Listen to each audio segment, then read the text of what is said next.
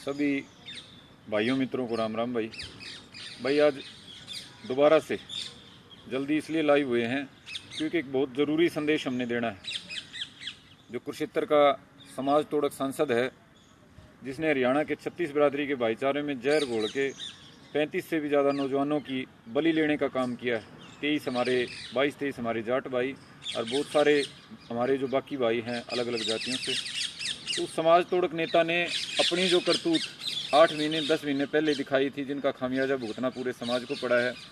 अब दोबारा से वो गंदी राजनीति करने वाला सांसद कुरुक्षेत्र दोबारा से सक्रिय हो गया है। और कल परसों तरसों उसके बयान पढ़ के मुझे वास्तव में एक दोबारा से एहसास होने लगा है कि क्या हरियाणा उसी दिशा में आगे बढ़ जाएगा जिस दिशा में वो 8 महीने पहले बढ़ा था। तो मेरे भाइयों को भी सबसे पहले मैं सचेत करना चाहता हूँ कि वे राजकुमार सैनी की गंदी राजनीति में, उसकी बातों में अपनी ऊर्जा व्यर्थ ना करिएगा।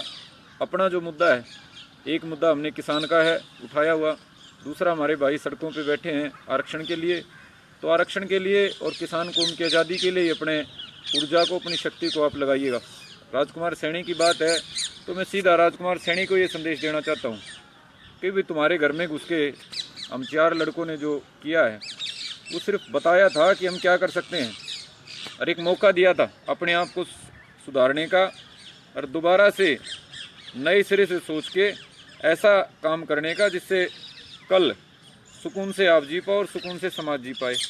लेकिन आप जो 2-3 दिन से सैनी साहब ये गंदे काम आपने शुरू किए हैं, पूरी सैनी जाति का भी आप नाम बदनाम कर रहे हो।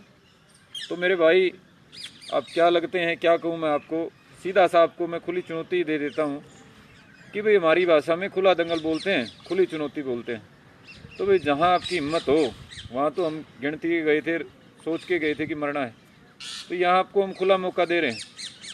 समय आप रख दीजिए, अपनी फौज को इकट्ठा कर लीजिए और 2 घंटे पहले हमारे को बता दीजिए। अगर इतना गुर्दा पैदा हो गया है लड़ने मरने का जो दिखावा कर रहे हो इतने दिन से, तो भाई खुला समय रख लीजिए। खुला टाइम रखते हैं हम और खुला टाइम रख के खुला मुकाबला कर लीजिए। अगर लठों का मुकाबला करने की हिम्मत है तो उसके लिए भी तैयार है, 2 घंटे पहले बता देना।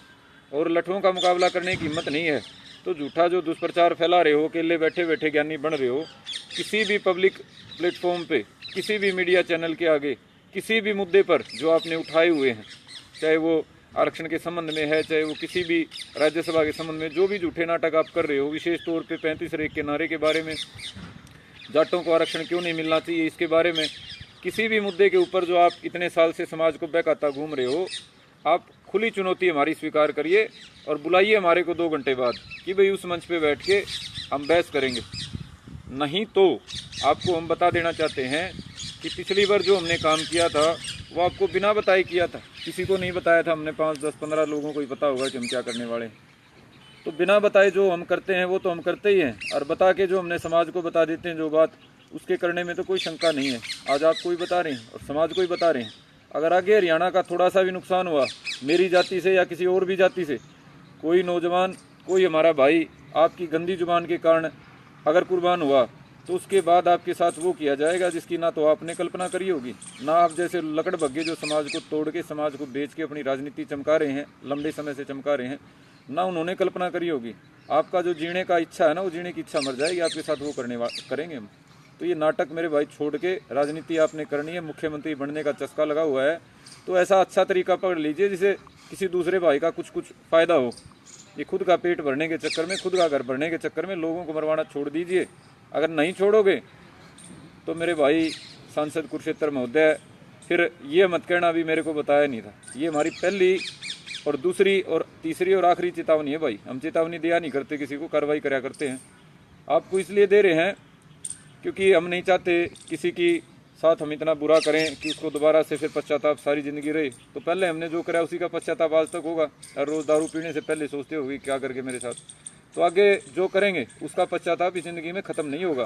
क्योंकि हमारे दिल में जो तकलीफ़ है, जो 35-36 भाई कुर्बान हुए हैं हमारे हरियाणा के, उनकी कुर्बानी की तकलीफ़, उनके माँ बाप की तकलीफ़, उनकी भाई बहनों की तकलीफ़, जो तकलीफ़ हम महसूस करते हैं वो बहुत ज़्यादा है। और आगे जो आप कोशिश कर रहे हो दोबारा से हरियाणा को भड़का के, दोबारा से जाट गैर जाट का नारा दे के जो हमारे को डाकू लुटेरे बताने लग गए हो, दोबारा से आतंकवादी, तो मेरे भाई अगर कुछ नुकसान हो गया तो उसका खामियाजा भुगत नहीं पाओगे। तो आप समझ लीजिए, हिंदी भाषा में समझा रहे हैं और फिर भी कोई मन में शंका हो, ये कहते हुए चुपचाप ना कर जाना, तो समय रख दीजिए, चाहे सार्वजनिक मंच पे बहस का समय रख दीजिए या फिर अपने लठ बिंडा का प्रबंध करने की मेहनत तो वो रख लीजिए। हम किसी भी सीमा पे किसी भी तरीके से पीछे हटने वाले तो हैं ही नहीं, खुद आने वाले हैं भाई। तो जो आपकी इच्छा हो कर लीजिए और जैसी आपकी इच्छा हो हमें बता दीजिए। अगर ये नाटक वैसे ही नहीं छोड़ोगे, ऐसे ही कहते रहोगे, तो फिर हम आपकी इच्छा पूछना छोड़ के और अपनी जो कार्रवाई है वो कर देंगे।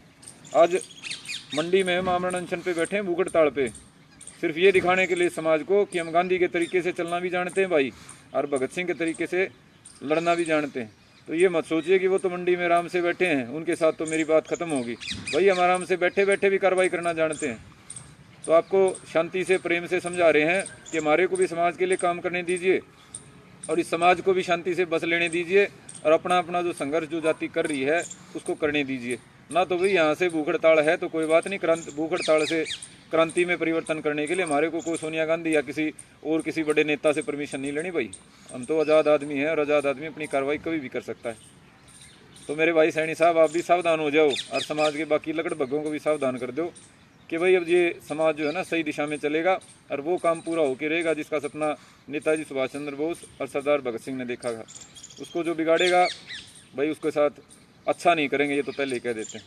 तो जो भी भाई इस वीडियो को सुने, किसी सैनी समर्थक तक जरूर पहुँचाने का काम करे भाई, उस तक जरूर शेयर करे ताकि बहुत बड़ा जो ठेका ले रखा है जिन्होंने सैनी राजकुमार ने, उन तक ये संदेश पहुंच पाए। और एक बात मैं बता दूं भाई, हमारे मन में कोई वाद नहीं है, सैनी भी हमारे भाई हैं। एक आदमी उनका गंदा है, मैं तो चाहता हूं कि सैनी जाति इकट्ठा होकर इसको जात से गिरा दे ताकि पीछा छूट जाए, भाईचारा अच्छा हो जाए। तो इस एक आदमी की वजह से आप ये मत मानना कि पूरी जाट जाति या बाकी जो किसान जातियाँ हैं वो आपसे खफा हैं। हम सैनी जाति से या किसी भाई से खफा नहीं है। हमारा जो भी मसला है इस एक राजकुमार के साथ है और इस राजकुमार को अगर आप जाति से गिरा देंगे तो आपका पीछा भी छूट जाएगा और बाकी समाज का भी ठीक ठाक बसेबा हो जाएगा। तो मेरे भाइयों, जिन तक भी ये बात पहुँचे, कोशिश करना कि हर भाई तक ये बात पहुँचाएँ और विशेष तौर पे जो सांसद कुरुक्षेत्र है उसके समर्थकों तक तो विशेष तौर पे। तो आप सभी ने ये बात सुनी और मैं उम्मीद करूँगा इस बात को आगे पहुँचाएँगे। आप सभी का बहुत बहुत धन्यवाद। जय हिंद, जय भारत।